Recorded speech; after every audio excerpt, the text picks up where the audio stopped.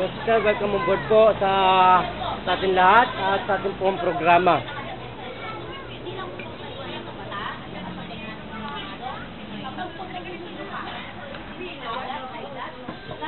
Welcome on board po sa ating pong programang ito. Nasa kandungan po kayo sa GIPCAPA Medical Missionary Philippines. Ano po ang naging karamdaman at pag kayo po ay nakabulagtang ganoon, no? Hindi po kayo makatagal at pabangon-bangon, nahirapang huminga, gano'n. Pag nakatihaya po ko na natutulog, talagang ano po yung agaw hininga ko po. Kaya bumabangon na lang po ako. Pag nakapagilid naman, hindi rin masyadong maigi yung paghinga ko. Kaya yung pagtulog ko, patutol-putol. Putol, no? Yung talagang halos matutuyuan ako yung lalamunan ko, parang wala na talaga siya na. So ngayon po, ano nangyari? Bakit sumuka ka? Hindi lamang po mga kababayan, na-record yung actual coverage na siya po ay sumusuka at nahirapan na huminga po. Kala po kayo na huminga kanina para ka nang mamamatay, matitengga, gano'n? Parang gano'n po. Kung hindi po, professional at specialist ang mukhang ito, hindi po ako hahamon sa buong mundo. Hindi ko po sasabihin ang teorya ng medisina, ang blood chemistry. Ang pinakamataas po na aaral natin yung pong nagkakaroon po tayo ng pagkamatay ng ating pong central nervous system at saka po ng immune system. Yan po yung nasa lymphatic system region ng ating pong human anatomy. Pag yan po nalinis ng ating pong intestinal fluid, yan po sa lymphatic at matransform po yan sa essential acid ng katawan natin. Yan po yung madidrain lahat. Lahat po ng tatamaan yan na regional ay magkakaroon po ng acceleration ng enerhiya. Wala na po yung lymphatic na yan na nagiging pong tumor. Mga lymphatic na yan, mga lymph nodes, ay minsan po yan namamatay ang tao.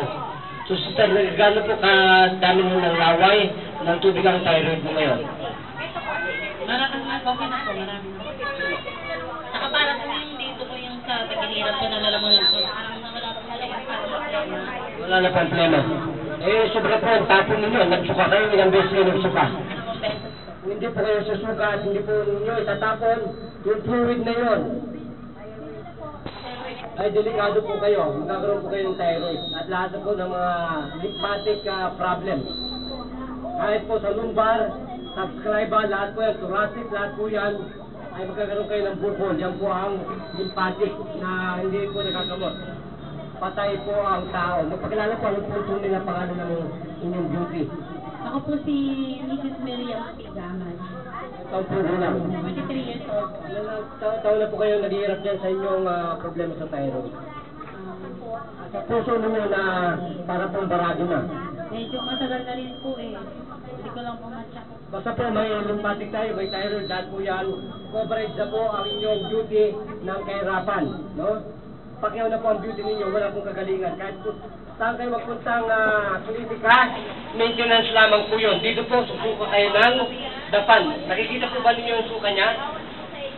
Wala pong may alam dito sa buong Pilipinas niyan na pinocontrate po natin na yan. Kahit po diabetes, pinapakita natin 2 seconds lang, lumulukso na kahit na militar. Ang gumagamit po dati nito, militar, no? PNP. Ngayon po, nasa civilian na. So, ano po masabi niyo sa mediko ngayon? Sa ating pong mediko, gano'n po ka-himala at kahusay? Wala po ako masabi. Nagpapasalamat po ako sa medical niyo ngayon. Maraming pasalamat at saka sana po marami pa po kayo matulungan. Bakit hindi na po kayo parang naging ano?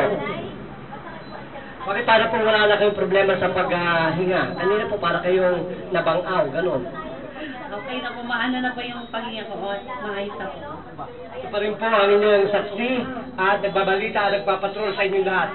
Ang lahat po ay pwede pong magtanong bakit po kayo may hypertension, may diabetes, fatty liver, kidney problem, PMS, yung pong premenstrual syndrome, sa lahat po ng problema, thyroid, at bukol-bukol, hyperacidity, at insomnia, lahat po ay pwede natin na i-coverage po at ipaliwanag kung bakit po tayo nagkakaroon po ng mga siding karamdaman.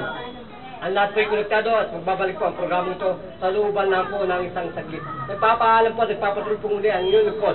At yan po ay dati po ay kay Tony Falcon ng Bayan na nagbibigay po at sumisigaw po ng katarungan ng pamamayang ayaw po sa karamdaman. Ang iyong lingkod.